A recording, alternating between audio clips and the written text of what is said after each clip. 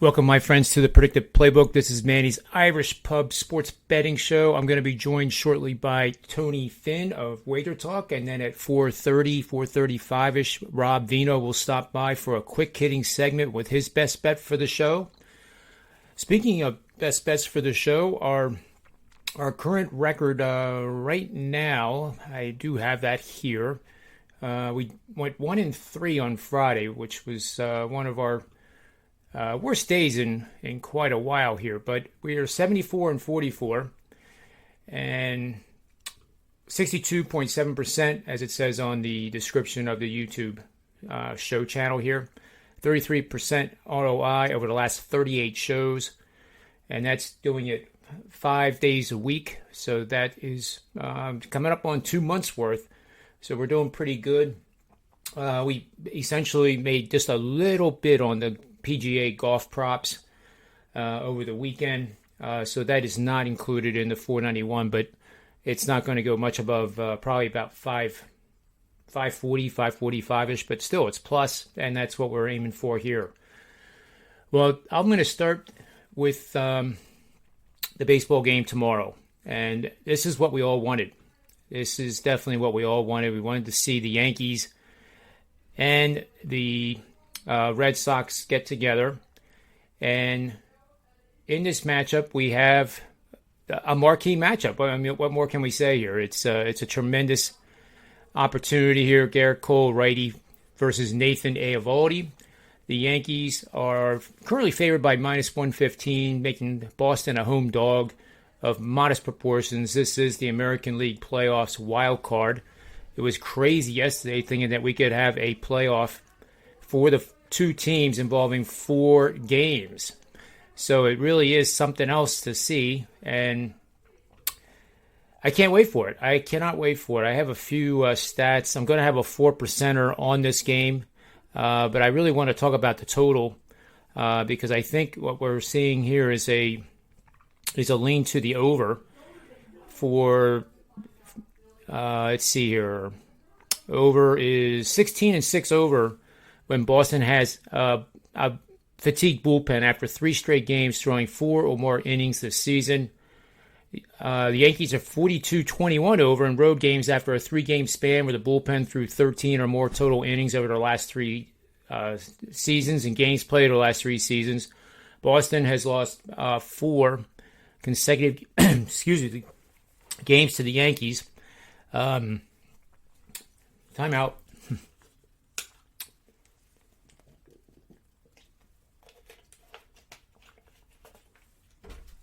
Yeah, that's better. Boston has lost 4 straight to the Yankees, and they are 96-60 on the over when revenging 4 straight losses to an opponent in games played over the last 2 years. What else can I tell you here? Cole is 5-4 when starting against Boston with an ERA of 4.02 and a WHIP of 1.215. That in and of itself portends to the over. The team record is 7-4, however. The over is 7-4 also. He's gone 6 innings, 5 innings, and 6 innings in his last 3 starts in succession, allowing 3 runs each of the last 2 starts and allowed a home run in each of those 2 starts as well. One was an 8-3 win, most recently on September 24th, and then at Boston, where he's pitching now. He last pitched there July 23rd, and lost 6-2 as a plus 105 underdog.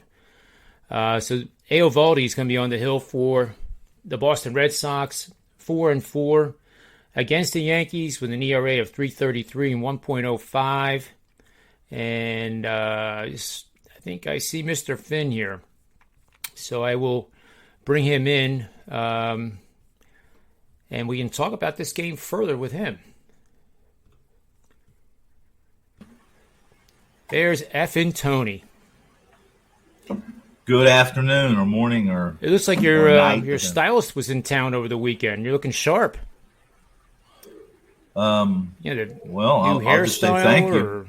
No, I mean, losing. I just lose a little more every day.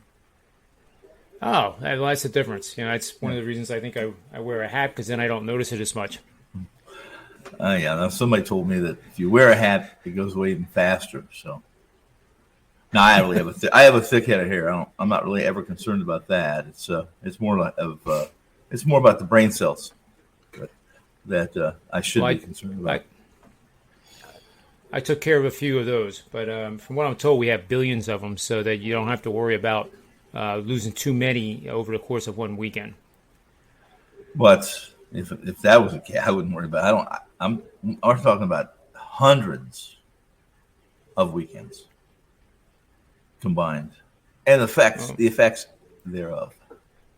But I digress. We'll get to what you were speaking of. I don't know what you're speaking of. I do. I was talking about the Yankees in Boston. I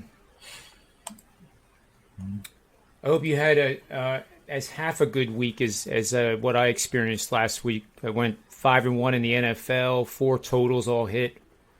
I had Washington Iron Condors in the Circa, and I thought that was a loss. With 4 minutes to go, I just kind of looked at the score and thought, well, we can't have a repeat of the Super Bowl against New England because it's the Washington football team and not New England. But somehow Atlanta blew that game, much to my surprise. That was kind of shocking.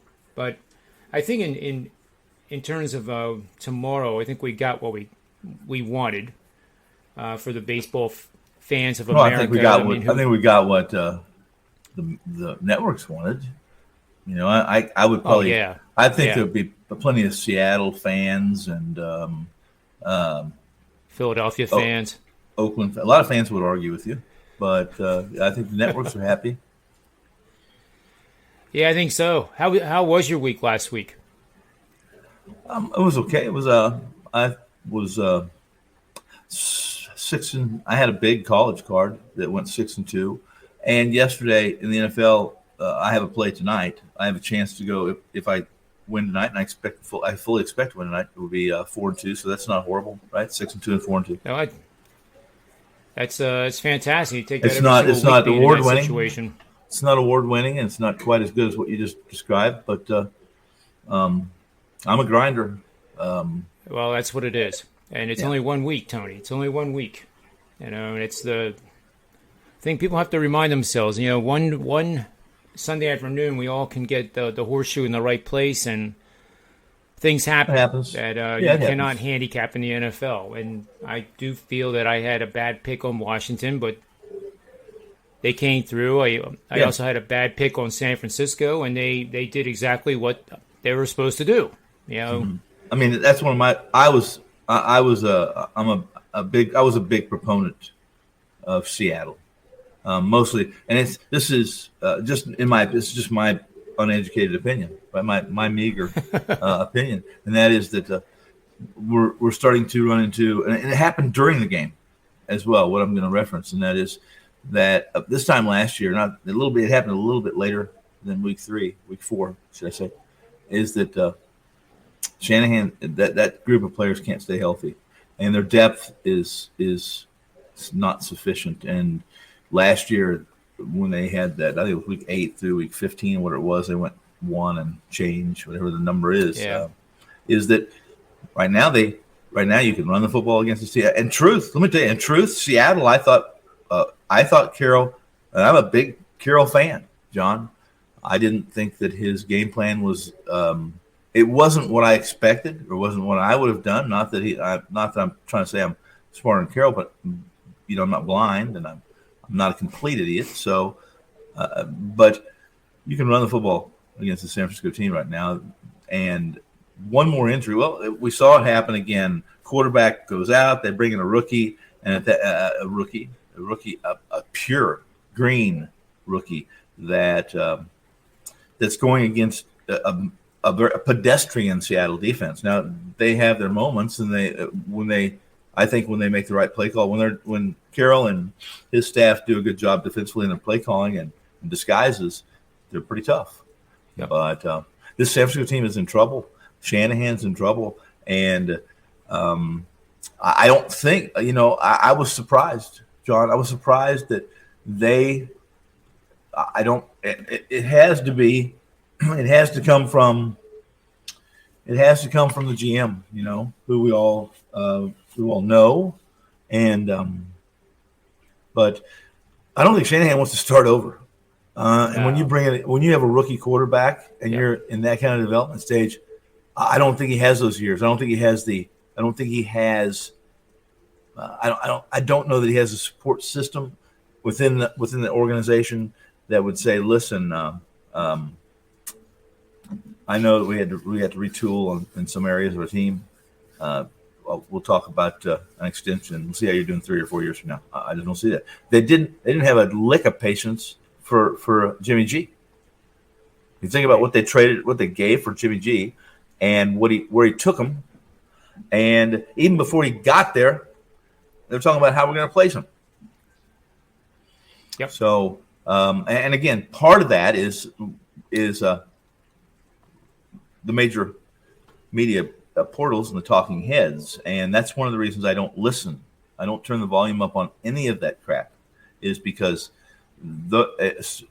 we could have a whole show. We could have a whole week of shows on how ESPN and their talking heads, as well as some of the other networks, but primarily ESPN, what role they play in public perception and what role they play in what the odds makers post for a number in a game. You would be, I will tell you right now, most of them won't probably be completely forthright or transparent about it, but the odds makers or the line makers are following trends and metrics that tell them. It's as much as if you listen to some online, John, I don't know if you ever listen to them. I do listen to them because I like to hear what they have to say, and then do the best job I can of being a soothsayer of which ones are trying to pull your leg or just try to sound smart, should I say. But don't let them fool you. It's all about metrics for them. And the bigger books, we all know that have algorithms, live in-game betting. Unless you're a heavy hitter, unless you're a whale, if you're just a $50 player, you were getting vanilla algorithms that most, the 95% of the people that are playing don't understand how to manipulate, or at least wait for certain points in certain situations and put at least a bad bounce of the ball. They can survive that, as opposed to completely putting things in favor. It's a business. It's a business, and it's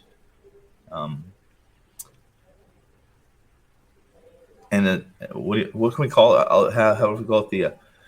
What's in politics? The dark state, right? The deep, dark, evil devil state that that exists below, beneath, in the alleys and the sewers of DC, who really run our country. The same thing applies, and I'm being facetious, obviously, but the same thing applies, and that is that you're not going to. It's in our day and age. This is not 1990, 1985, 80, even when I was out here. We didn't have the internet. Wasn't prevalent in 1980. It wasn't prevalent. If your neighbor had a Mac, one of the first Macs in 1980, first off.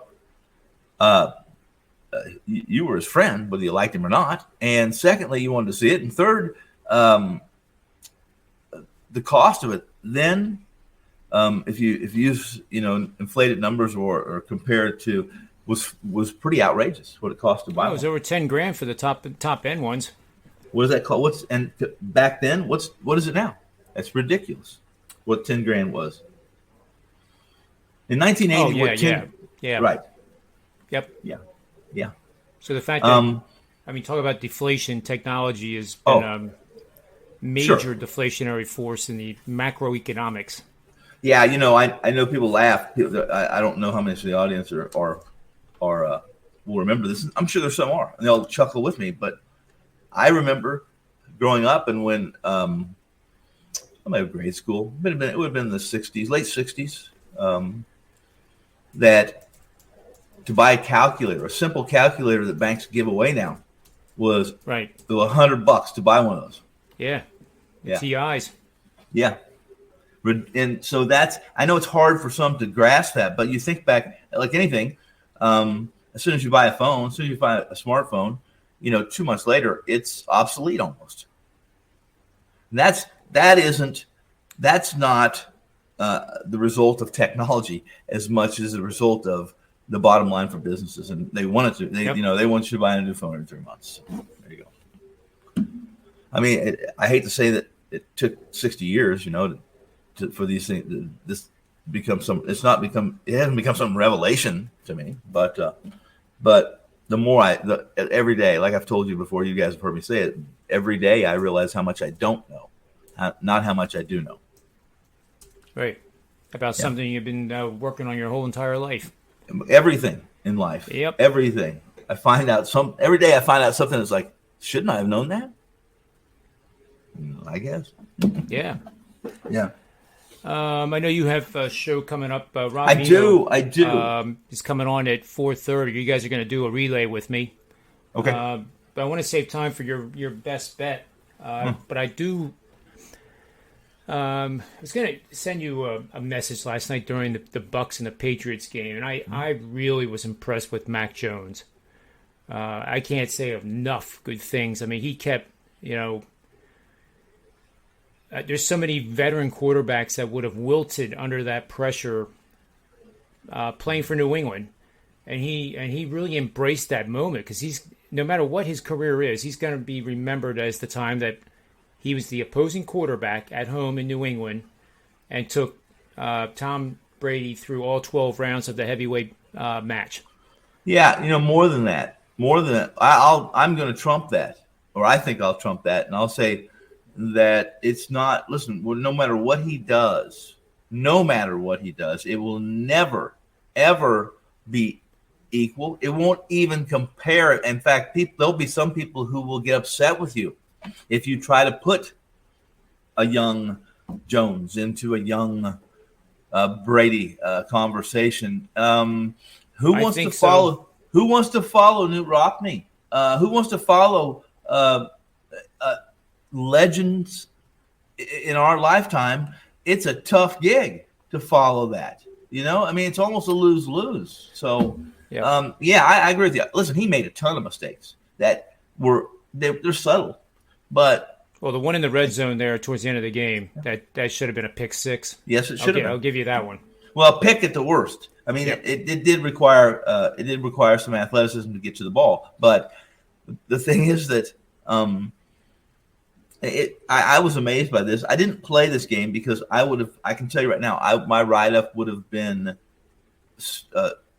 passionately opinionated, and that is that to think, and I know Belichick, although he did get upset a little bit in the post presser, right? Is that it's people, you have to understand that that's not the first rodeo, Belichick's first rodeo, and if you don't think somebody knows, if anyone knows what Brady's liabilities are, his Achilles or his soft spot or his weaknesses. I will tell you right now that I think Bill Belichick's smarter than the average bear when it comes to football, and I think he knows. And I'll tell you what you saw a lot of yesterday, and what you saw a lot of yesterday was that you saw a lot of too high coverage. Basically, Tampa 4's coverages, which Brady. I'm always shocked at why more coaches in his career didn't play that soft cover 2 against him, because that's where you depend on your receiver. It's not a timing. It's just not a timing scheme as a quarterback. It's more about your relationship with your receiver and knowing when to sit down, where to go right, when to go left, those kind of things. And Brady's made a living. His career made a living was on throwing the ball before the receiver even turned his head or made a cut. Timing. And the way to always beat him, if you weren't going to play soft zones, cover the 2 high or the 4 highs, was to get him off his spot, to get him off his X, put pressure right in his face.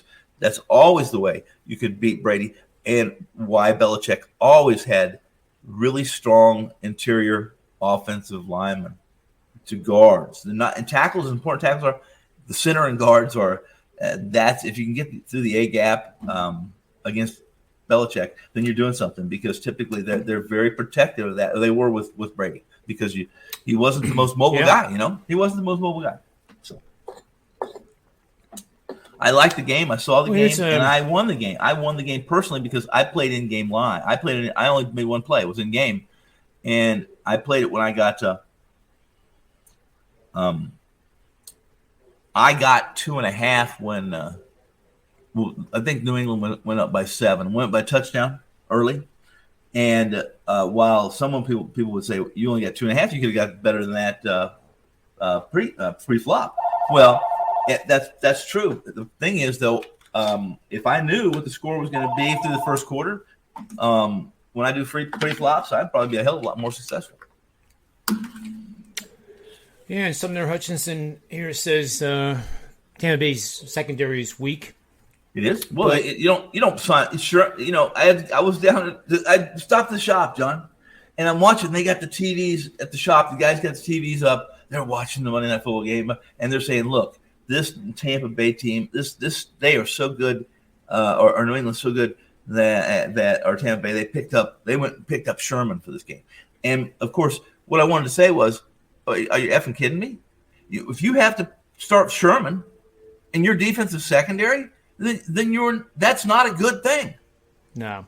And it's injuries, but still. Well, yeah, but it's not. Listen, it's not a good thing when you have to reach out and get a guy that's 105 years old, to play with, basically to go against Belichick. I don't care. Listen, Belichick's won more championships and more games with average Joe players than any coach in the modern era. Yep, no doubt. Yeah. Because how many times have you heard it in the Super Bowl where they say, yes, this guy, 7th round pick out of somewhere, and you never heard of his name before. Michigan. And he's playing lights out. Yeah. It's that mantra. I mean, there's so much to it, though. It's easy to say, do your job. But when you're on a football team or any team that has that many players, including basketball teams, that is hard to do. That is very hard to do. Yeah, the culture. Yep. That locker room in Green Bay, the locker room in New England is not. I don't think it's not a party, and in the culture, right. And as soon as you walk through the door, if there's anyone in that locker room that wants you to help them succeed, so in turn they help you succeed, and that is, listen, whatever you do here, you're on time, you listen. You cross your T's, you dot your I's, and you do your job, and you'll survive. And that is what this team has done for 20 years. Yep.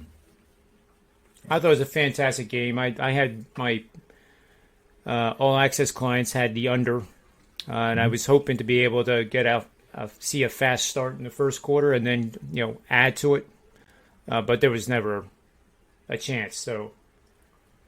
I did do a show, Tony, for the first time yesterday at halftime. It was right around halftime of the 1 o'clock games. Yeah.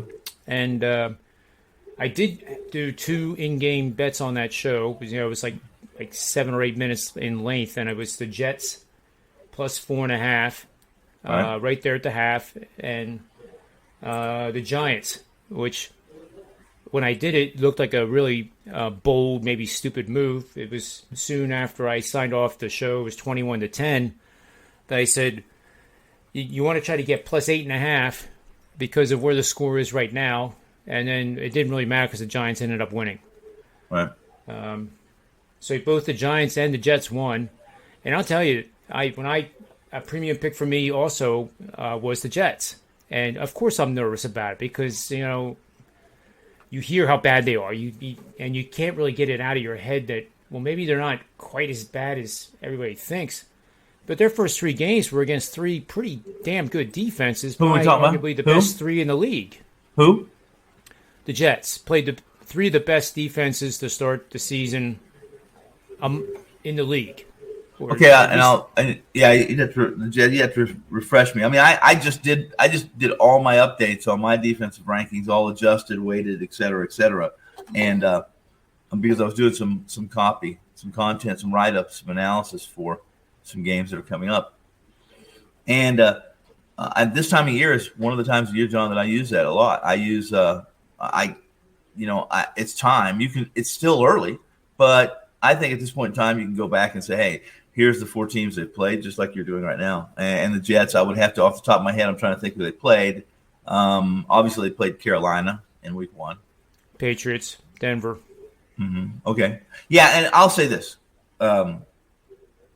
Carolina doesn't they're not adjusted due to their opponents. They don't rank to – I played – one of my wins in the NFL, my first early game was I had Dallas and Carolina over simply because interesting. I was with you. Yeah. I mean, it was really – I thought it was the easiest play of the day, but then anytime my metrics and I start writing up something and said, that everything points to this and that, I typically back away because that's just not what that's not how this league is. It's not created that way. It's created equally as much as it can be. The NFL is created more equal than any league in professional sports. None can compare to that.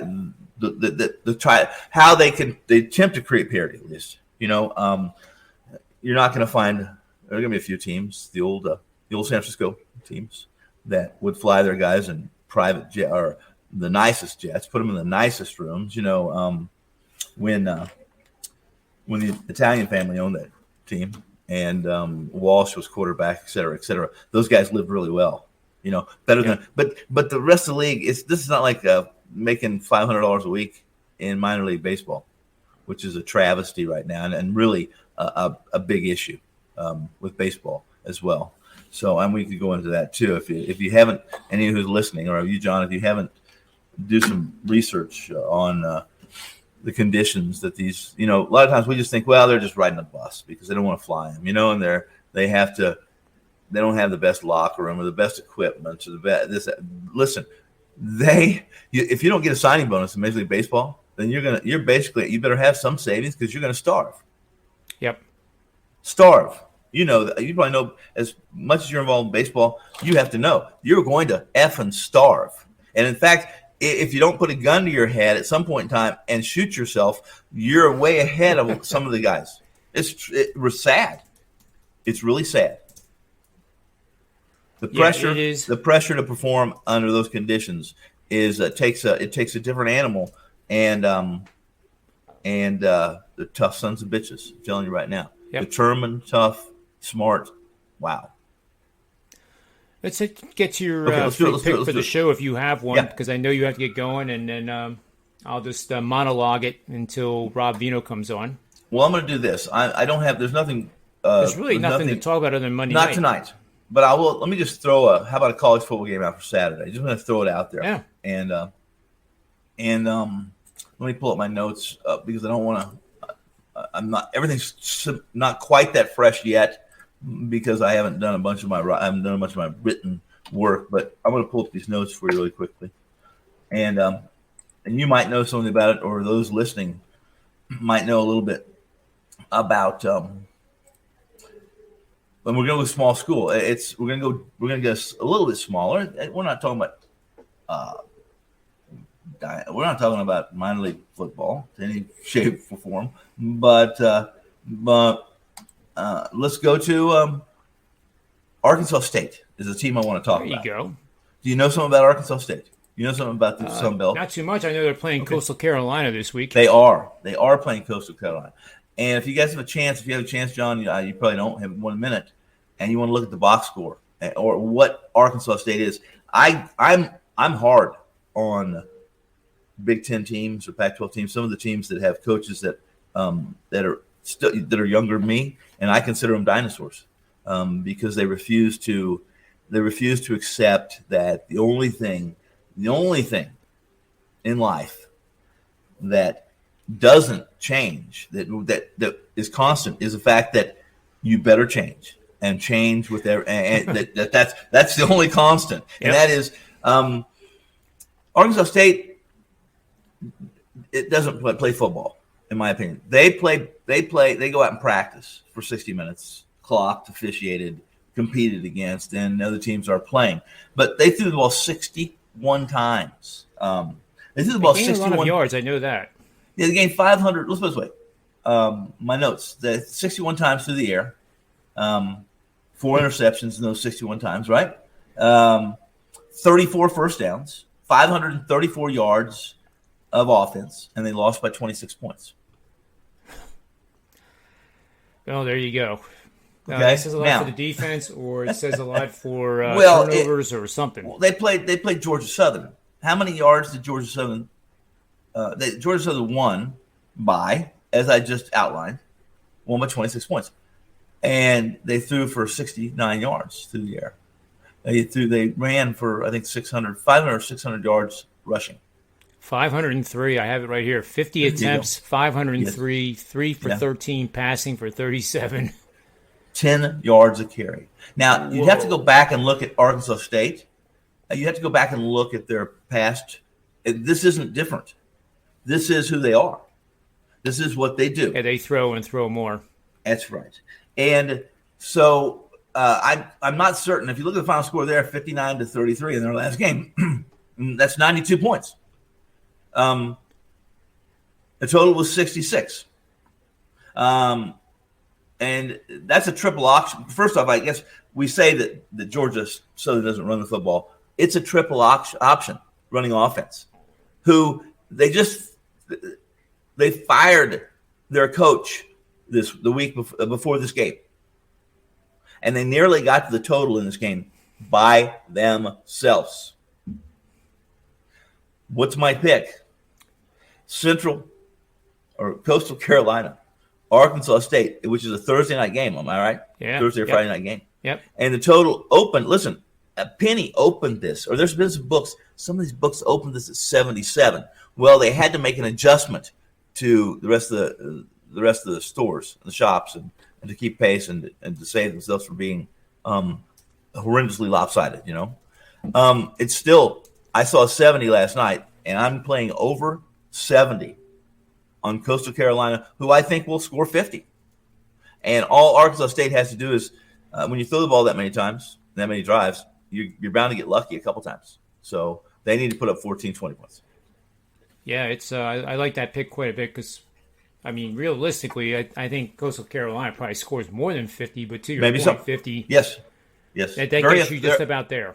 They're efficient. If there's something about Coastal Carolina, if you don't know anything about them, this is one thing I'd tell you is that they are well coached and they are efficient. Everything they do is planned. And, you know, there's not let's try this off the cuff and you lose 5 yards. They're offensively efficient. They're one of the higher rated offenses in college football the last 3 years. Yeah. That's my pick. Yeah. That's my pick. I like the over in that game. And I would suggest I can't imagine that it's going to – I wouldn't say jump it right now because, listen, when Sharps see a total of 77, blindly they're going to play under. What you have to do to get to what you have to do in college football where the clock runs like it does, it only stops – essentially it only stops just for a short period of time until they move the chains, you know, and they complete passes. So what you have to do to get there is you have to be efficient. And I'm saying Arkansas State's not efficient. I'm saying that's what they do. Really interesting team, though. And I suggest watching those totals moving forward. I don't think – I'm not sure they could set a total high enough to get me to play under. I agree 100%. Yeah. Right. I like that call immediately. There you go. So I have Rob Vino here, obviously, but he has to unmute his mic.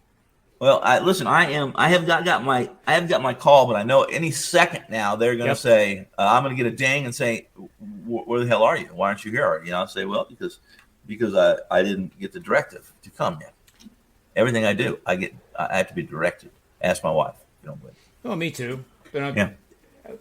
Even Rob Vino. Something to keep you awake tonight, and we'll talk about this game tomorrow because I absolutely drugs. I hope 100. Well, I mean, among this conversation, we can talk about drugs too. But I am 133% confident that Michigan goes down this week in Lincoln. Well, I got to go, but I the first thing I would say is, John, where the hell did 133 fucking percent come from? What are the 33? What 33%? What is that? Is that like a? It's a Fibonacci retracement. Oh, it's part of the Fibonacci numbers. Right. The Fibonacci. I can't help myself. Rob Vino? Yes, sir. Did you get a haircut? No. Do I need one? No. But that's what they call me. He called me on my hair first time I came. Oh, okay. Mine. I told you about the. I got to go, but there's my signal right there. I got a ticket about 2 weeks ago, and I told the officer that something was wrong with it. I wasn't going to sign this ticket, and he said, "Why?" I said, "Well, you got my hair is gray, bitch. My hair is gray." How'd that work? How did that work out? He said, "You don't have to fucking sign it. You still got the ticket." I said, "I understand. I see it." Have a good night, Tony. Okay, guys. All right. May all the wins be yours. Mine. All right. See you guys. See you tomorrow. All right. See you tomorrow, man. Hey, Rob. Good afternoon, John. How was your weekend? Good. As far as college football Saturday and NFL Sunday go, they were both. I mean, you couldn't split them down the middle anymore. I think college was 4-4 and NFL was 3-3. So there you go. Got a little bit of an edge in the NFL because the bigger plays won. So we'll take that. But, yeah, it was as, I guess, mediocre as you could possibly be, right? Interesting, too, John, that the early games all went my way in both sports. And the late games all went against me. So, I don't know. Put that in the handicapping profile. Don't bet late games, I guess. Yeah, I had 2 3-packs yesterday in the NFL. I rarely have more than 3 plays on any given week, but the models came up with all of them, and I went 3-0 in the 1 o'clock games. To your point, and you start thinking, do I tell my clients to pull back a little bit on the reins? But you can't really do it that late in the day because a lot of people won't check their email. But anyway, the evening ones went 2-1, so I ended up 5-1 for the day. So that was good. And college football just continues to roll. I'm waiting for that losing week. Honest to God, I'm waiting for that losing week. Well, just make it a 500 or just a shade under, and you'll be just fine. Avoid the big pitfall. I mean, I got lucky. I don't watch the games like you and Tony don't watch them. I tune in once in a while just to check it out. But I have to admit, when the Jets blew the lead and it was tied, I checked the score, and then I decided I was going to go out and do some yard work and pool maintenance ahead of the fall and winter here, just to not watch, because I'm always afraid that I'm going to jinx it. That I'm going to watch like a murder mystery show or something here.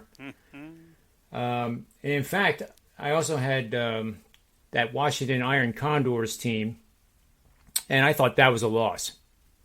And there was only 4 minutes to go, and Atlanta pulled what they pulled in the Super Bowl against New England, and all of a sudden I checked the scores, and I'm like, wait a minute, do I have the right week? I couldn't believe that. I just could not believe it. So I did have some fortuitous, unexpected good luck with that 5-1. But you get that sometimes, and when you're running hot, you can't get enough of it. Yeah, and in the NFL especially, where these leads change hands in the fourth quarter so often. I mean, I was on the Washington side as well, and I was kind of irked that they had to settle for a field goal.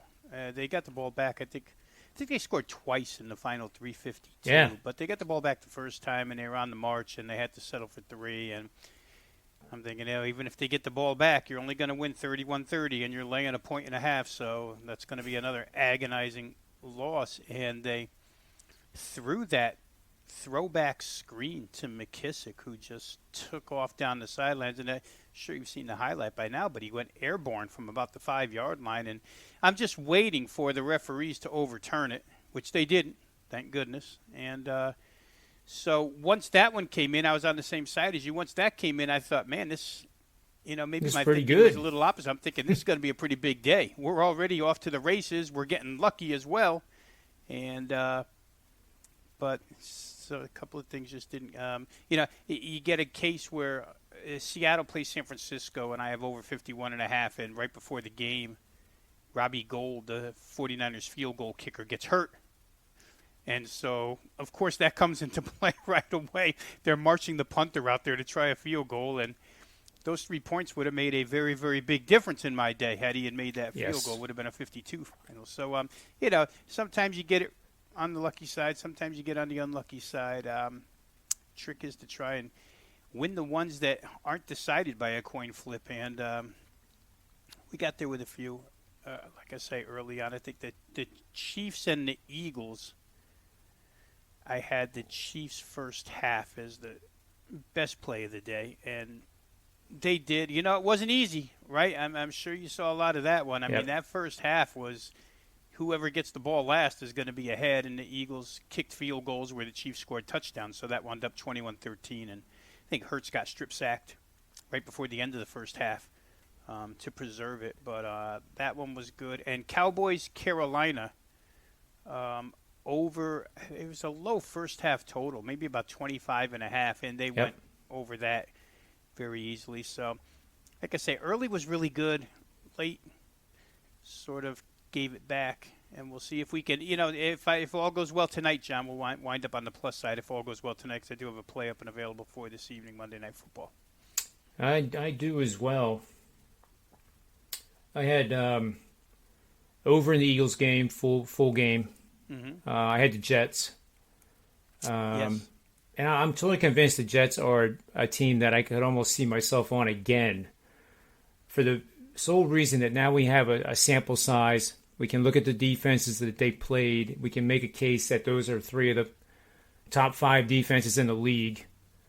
And they didn't dominate Tennessee, but they exploited that secondary, which is what I thought was going to happen. So finally, Zach Wilson has some time to actually survey the field and throw and complete, and all of a sudden that Jets team, for the first time in probably 14 weeks, had a rhythm. And it wasn't a rhythm like we saw last night, or with Green Bay or even Seattle looking so good at times on offense, but it was a big jump forward, and the fact that they held on. So I hate seeing teams just get beat up and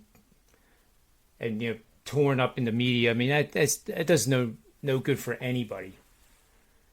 And if you're a member of that team, I mean, then what is it? Then you have to close your eyes and ears and not listen to it, or you get pissed off and throw things in the locker room, and it's just it was good for them to win, and ironically, both New York teams won in overtime.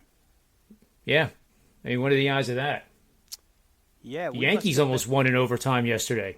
Boy, oh boy, came through late, and it seems like we were on some same sides, because I had the Jets as a free play yesterday, and in the write-up with the Jets +6, obviously you described a good piece of it, is that Tennessee is just not a good defensive team, and when they were missing, I agree. The talk was of A.J. Brown and Julio Jones, which of course is a big part of your handicap. You take away their top 2 receivers, and you wonder where they're going to go with the ball beyond Derrick Henry. And the Jets have been a pretty stout run defense, right? So you take your shot with +6 at home, and a quarterback who's going to have some time.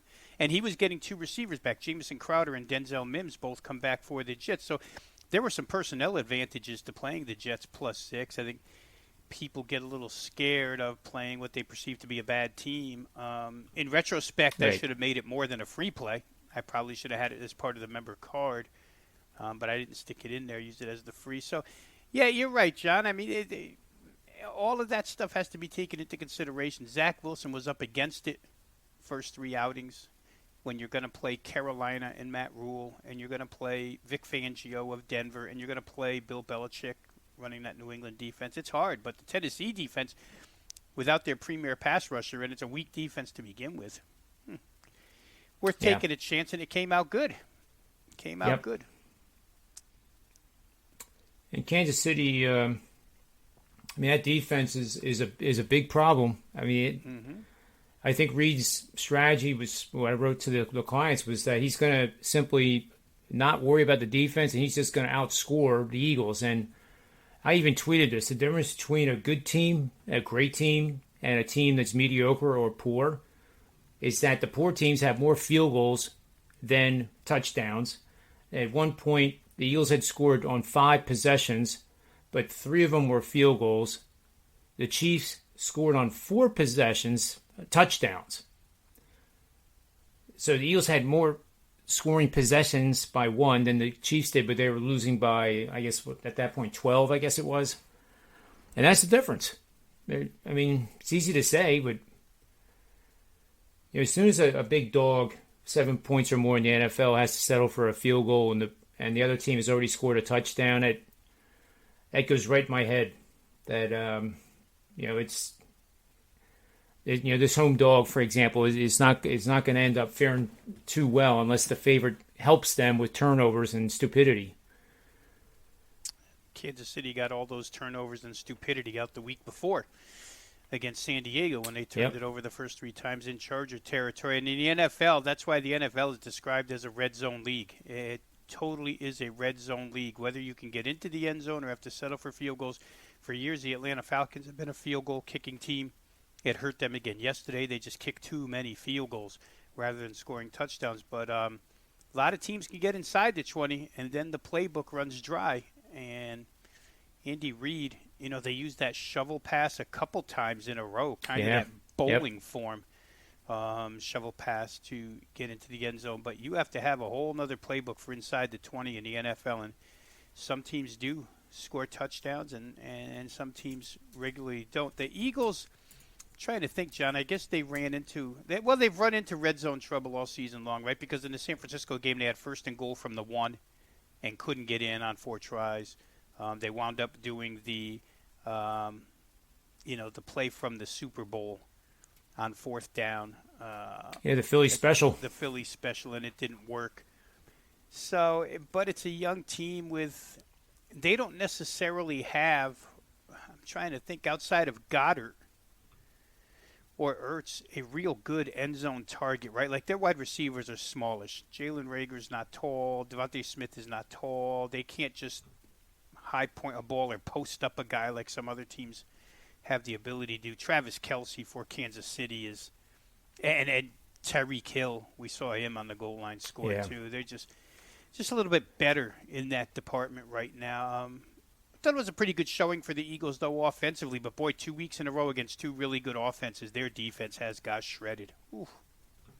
Yeah. 40 against Dallas and 42 against, or maybe more than, was it more than 40 against Dallas? Maybe it was. 40-plus against 2 straight teams. Not real good. Yeah, I agree.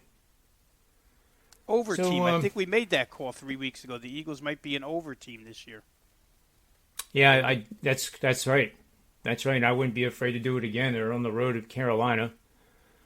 We saw what Carolina's defense is, and the Eagles' offense isn't all that bad.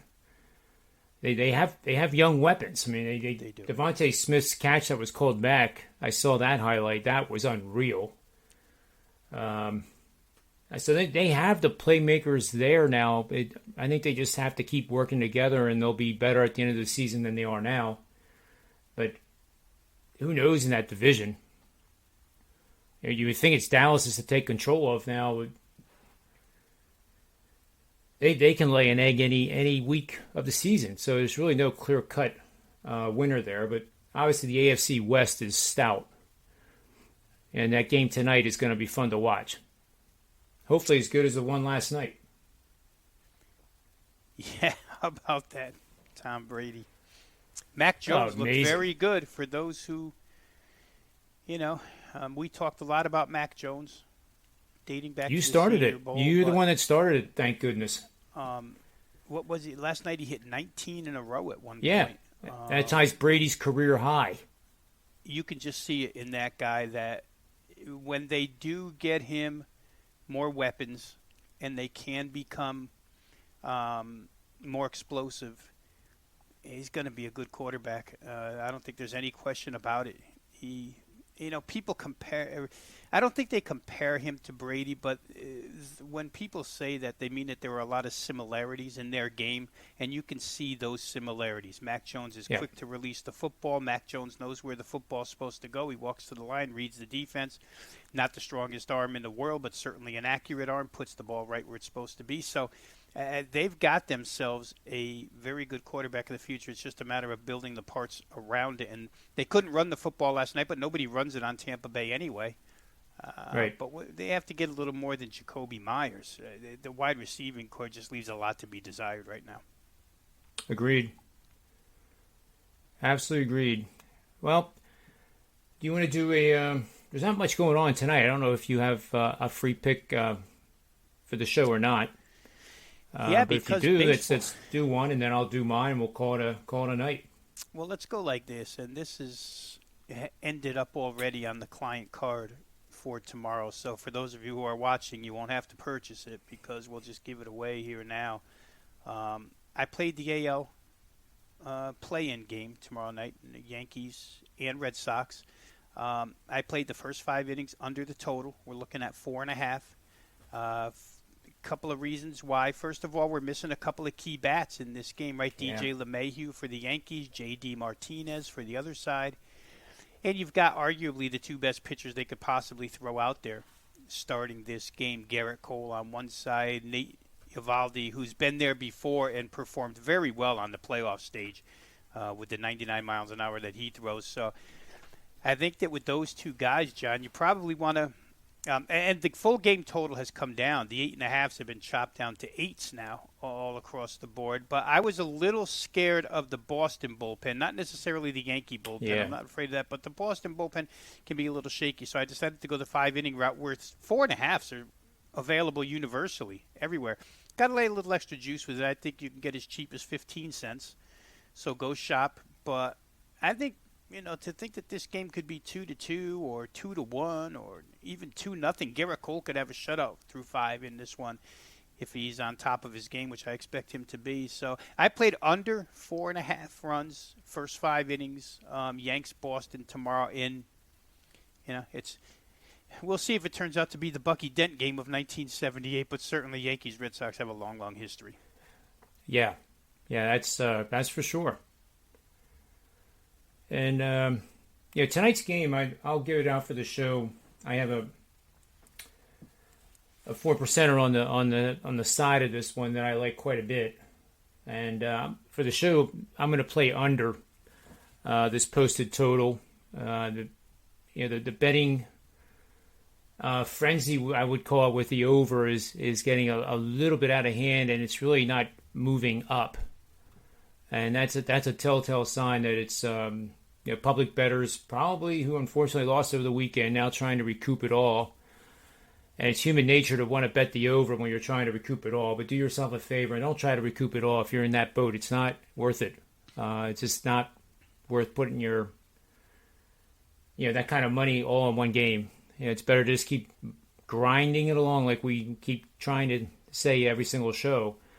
4%er is a 4%er. Doesn't matter if it's Monday Night Football or the Super Bowl or the first week of the MAC conference in college football. And I don't mean to put them down. It's just the MAC conference is a little different than a Super Bowl, for example. But in this game, we're seeing 67% of the tickets and 80% of the money on the over, and the number of tickets today has been rising. So that immediately to me is a bit of a red flag. So I think. If you can get, 51.5, maybe 52. South Point just went to 52. And by the way, this opened at 52.5. So we've had this kind of activity over the weekend, and it still has not taken out the opening. That's another divergence, I think, is favoring the under in this game.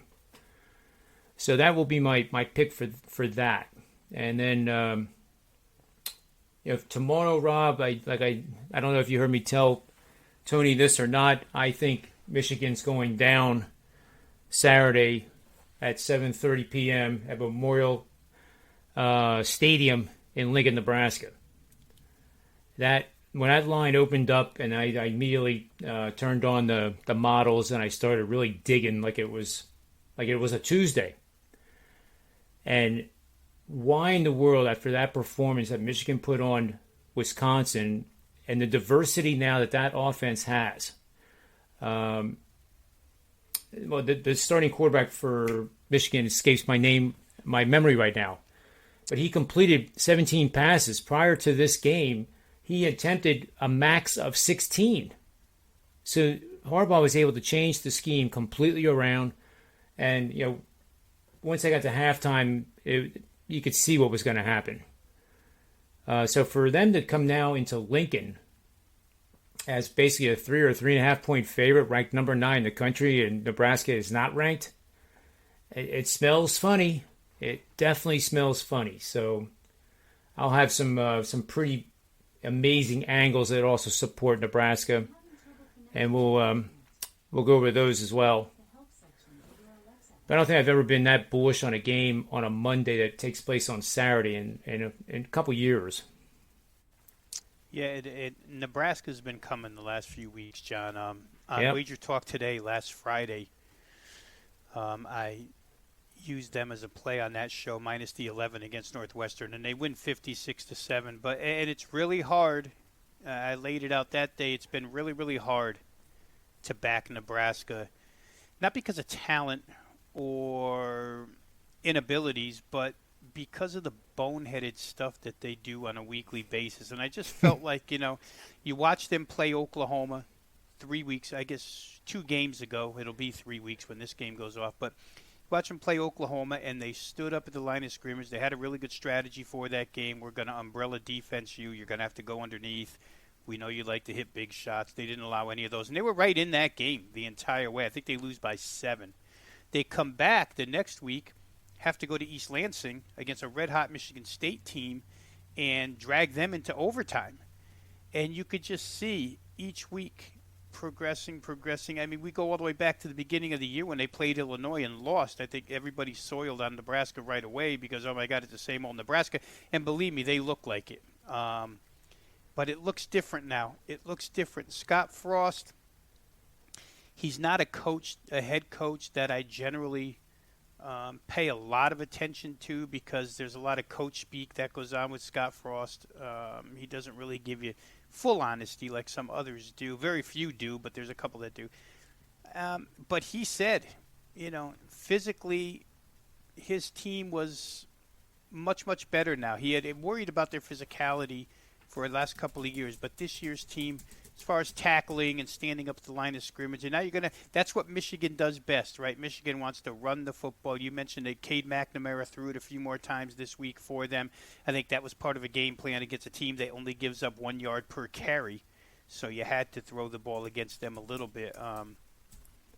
But that'll be an interesting game because Nebraska's, in my power ratings, they've risen a little bit over the course of the last 3 weeks incrementally, as has Michigan, rightfully so. Michigan has moved probably more than Nebraska because they just continue to pile up the results with margin. But that will be an interesting road trip into Lincoln because you're getting what I feel like Nebraska's peaking right now, and Michigan has pretty much peaked since the start of the season. So we'll see how that goes. It's an interesting ball game for sure.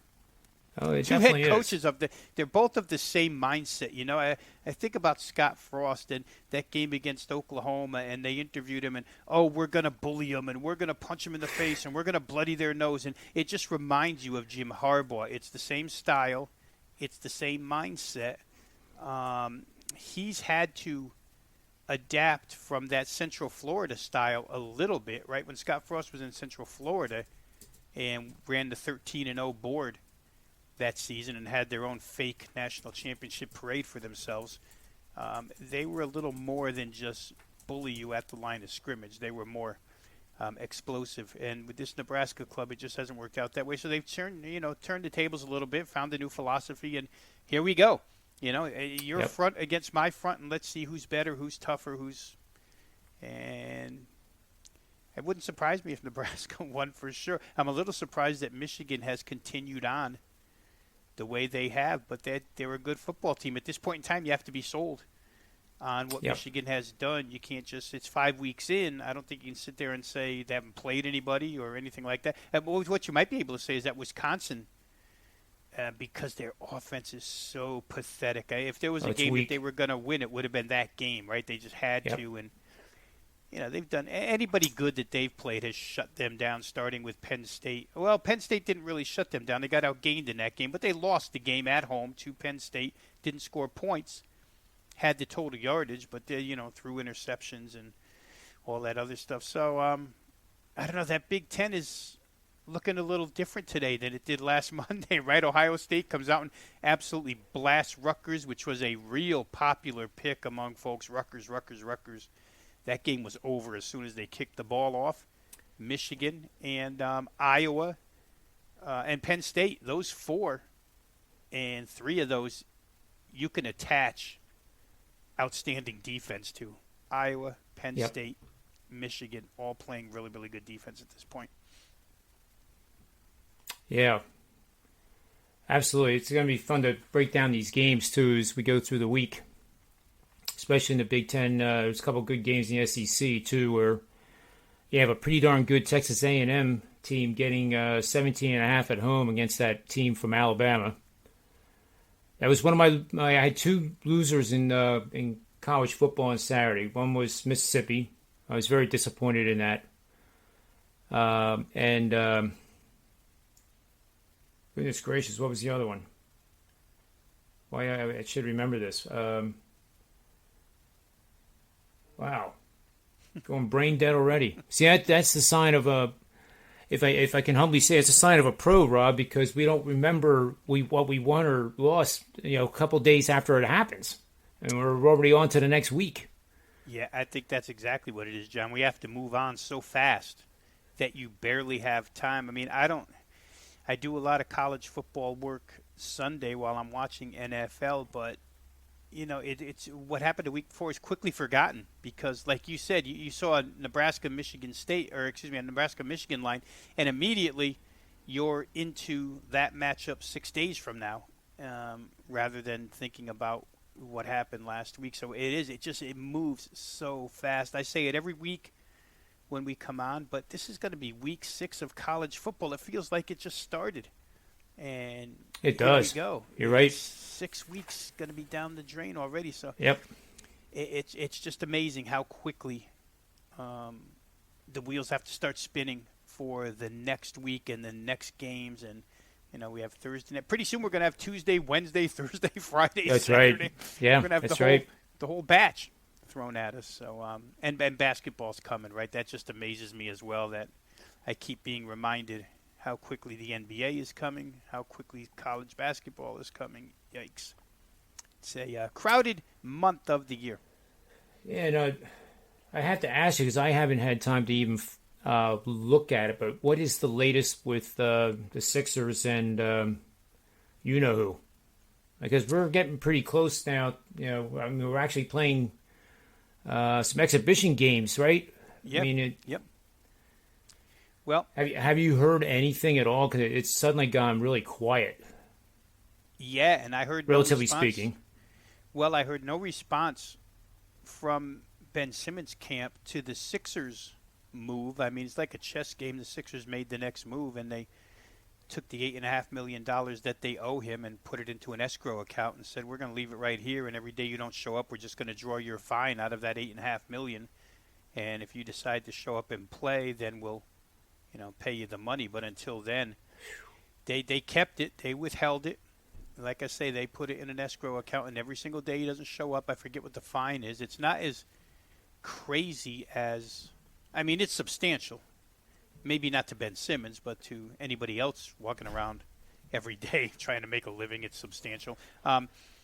Yeah, Kyrie Irving too, but that's a totally different story. $400,000 for every home game. Are you kidding me? It's almost $500,000 just because of, I don't know. I saw Andrew Wiggins for Golden State, who was another unvaccinated NBA player of significance, did get vaccinated, finally went ahead and did it because I think he tried for a religious exemption. It didn't work with the NBA, so he got his, so he's good. But the Kyrie Irving situation is just, I mean, I don't want to say, it's his personal choice, but to give up on $400,000 for 41 home games, I can't even do that math in my head. I'd need the calculator. Yeah, no. That's something's got to give there, right? I mean, you just can't sacrifice that amount of money. It's $10,000 a shot if he puts up 40 shots. I mean, Wow. that is crazy. And it's definitely crazy. They have the potential to be very, very good, boy. Brooklyn does. But, who knows? We'll wait and see. Like I always say, my son tries to bring a lot of these things to my attention at times. I say, you know what? Wake me up when something happens. When Kyrie Irving makes an official decision, let me know. Until then, I can't handicap it. So Right. we'll let it go. Exactly. We'll see what happens. We can talk a Raiders. little bit about that tomorrow. And then, as you know, and this is definitely going to be a premium and show pick, is Nebraska today. I think I'd wait, though, because I think the public is going to look at Michigan as -3, -3.5 as a gift.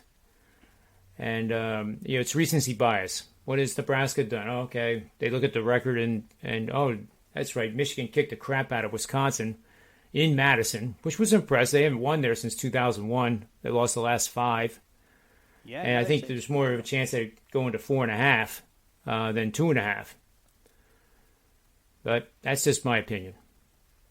Yeah, it could very well be. I mean, again, the 56-7 against Northwestern put up by Nebraska could be brushed off as, oh, well, it's Northwestern, they're down, they stink. And then the Michigan win was a big deal, John. I mean, if ever Michigan was going to collapse, and believe me, there's a lot of us, myself included, in that camp that were very skeptical of Michigan. Yep, I was. I lost with them. I lost with Wisconsin. And they showed that. I think Wisconsin, obviously, when you do what they've done 3 times now, which is play horrendous offense, even more than 3 times. Right? I remember having them in the game where they played Eastern Michigan. They were like 26.5-point favorites. And it's a team that on a normal year, Wisconsin would roll off of a loss. Yep. And they did cover, but it was not the easiest cover in the world. It took a late touchdown in the fourth quarter to get that cover. So there's something wrong there. It's 2 years in a row now for Paul Chryst. You can't brush it off to coronavirus in 2020 anymore.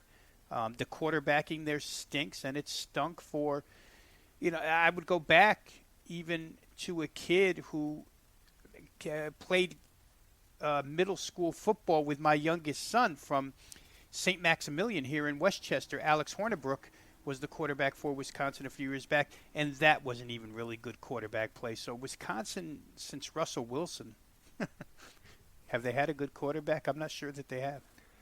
I don't know. But I gotta think his seat's getting a little bit warmer. Yeah, he's a tough guy to fire. Right. Because who are you going to replace him with? I mean, that's one of the things. But and he does everything right. I mean, the kids are never in trouble. They graduate him. He does everything the right way. But I think it shows, John. We say it all the time. You can't run out there anymore with conventional, traditional, I call it prehistoric. Those offensive concepts are done with. You're not going to win. Yep. I don't know if I said it on this show or another show, but somebody on that I saw said it best, where the way to win nowadays is to get an excellent offense and just an average defense. And if you have an average defense and you can make a couple of stops, you're going to win a lot of games. You put yourself in position. I think Kirk Herbstreit or somebody was talking about the college football playoff Final Four. That great defense just isn't required anymore. Great offense is. Right. If you have great defense, it's a bonus. But Wisconsin playing this run and defense style that they played through the 90s, I guess some teams did still, but it's gone. You're not going to win that way anymore. You just can't do it. I agree 100%. Although Iowa keeps winning. Iowa destroyed Maryland on Friday night. Oh, my God. Yeah, they did. And I had the over in that game. One of the few times you get one of the teams to go over the total on their own merit. But there was an injury right before I turned it on to the Maryland star wide receiver, and it just seemed like everything just came unraveled. And they're a little bit of a chippy team, for lack of a better word. they lack. The last couple of years now, they've lacked discipline. They make stupid personal fouls. The guy that plays over and they shove the guy down, or they say something, that warrants a penalty. And they don't seem to be able to stop doing that. And until they do, I mean, it's probably not a team that I'm interested in betting on, but rather betting against. I do forget who they're playing this week. Is it Ohio State? I think it is. And they're not getting as many as I think they should. Well, you can't put – and it's an indictment on that quarterback for sure. And me and Tony Finn, we did a panel video for Wager Talk on that particular game, and I had Iowa -3, and I can't tell you. Generally speaking, John, because I'm not one of these hot takes, bold prediction type of guy. I'm pretty mild-mannered, and I don't get a lot of, as Tony calls them, drive-bys. But, man, right. The Maryland fan base came after me like nobody's come after me before. Clown, you're smoking crack, we'll be back to get you. They actually thought, I mean, one kid said that the little Tagovailoa should be considered for the Heisman Trophy.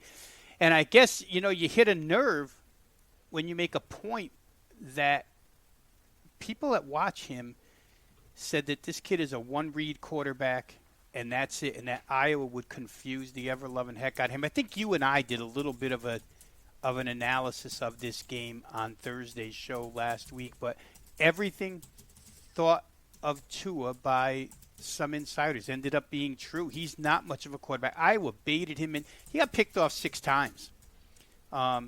You can lose a star wide receiver, that's fine, but you get picked off 5 times in the first half, 6 for a game. Iowa's just such a smarter team than Maryland is. Once again, Maryland has recruited like crazy. Mike Loxley's known to be a great recruiter, and they've got a lot of talent. But you put Phil Parker, that defensive coordinator, and Kirk Ferentz against that coaching staff, and the defensive wisdom and the way that they just, I mean, it was almost like high school against college in that game. It was no contest, Maryland's offense against that defense. And Iowa lives another day because, once again, they've played some good people now, John. I was just saying that before, that you can't shrug off what Michigan's done, but how about you destroyed Indiana, which Penn State did as well this week. You took a Heisman Trophy contender in Brock Purdy and running back Breece Hall for Iowa State. You destroyed them on their home field. And I'm talking about the defense shutting the offense down. And then Maryland was this hot new ticket item. And, I mean, that game was never, ever – laying 3 and winning by 50 or whatever it was. That's one of the easiest ones going. So Maryland's good at their own competition level. But Maryland's not elite yet, like these other Big Ten programs are, and they've got a ways to go to become elite. Like you say, some of that stuff between the ears gets in their way, and until he can calm them down, it's great to recruit. But if you can't make it, on the football field, you have to be smart as well, and they just don't show any of that right now. Yeah, that Penn State-Iowa game is going to be something else. We can put that on our radar for the shows as we get closer to the weekend. Absolutely, for sure.